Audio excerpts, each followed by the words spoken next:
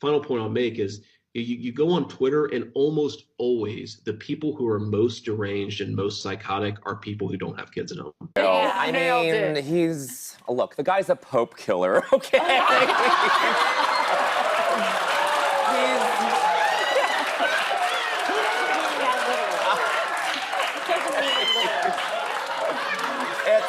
There's our new headline. And the fact that so many people, especially in America's leadership class, just don't have that in their lives, I worry that it makes people more sociopathic and ultimately our whole country a little bit less less mentally stable. And of course, you talk about going on Twitter. Final point I'll make is you go on Twitter, and almost always the people who are most deranged and most psychotic are people who don't have kids at home.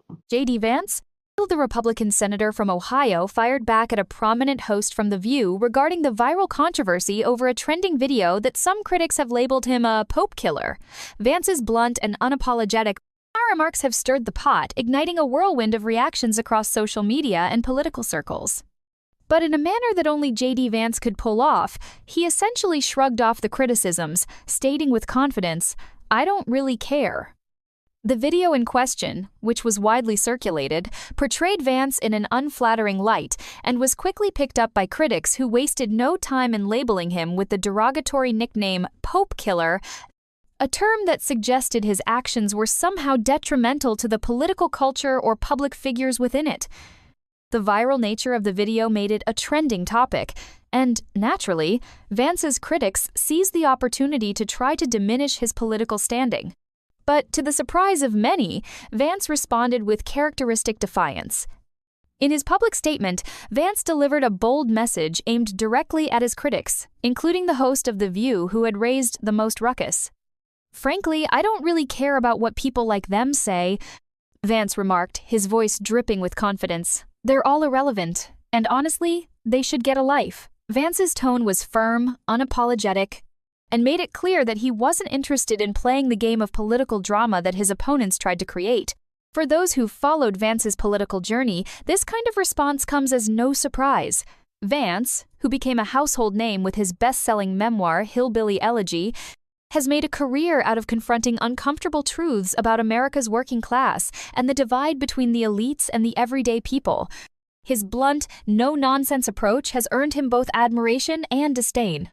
His recent remarks about the controversy only further cemented his image as a man who refuses to bow to political correctness or the noise of media-driven controversies.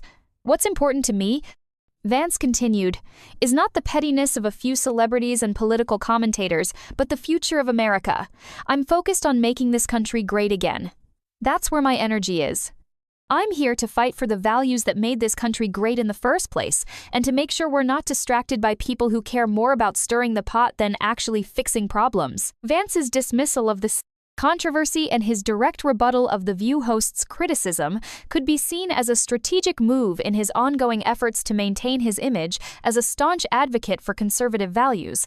It also highlights his resistance to the culture wars often waged by mainstream media, which, according to Vance, detracts from the real issues facing Americans.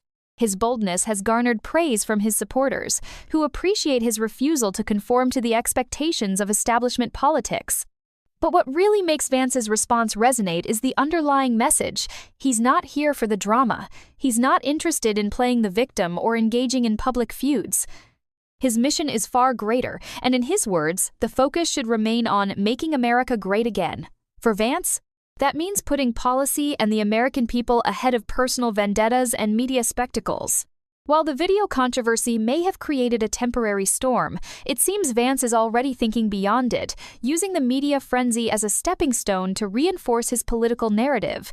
By attacking the very people who tried to derail him with trivial distractions, Vance is positioning himself as a leader who values substance over spectacle, with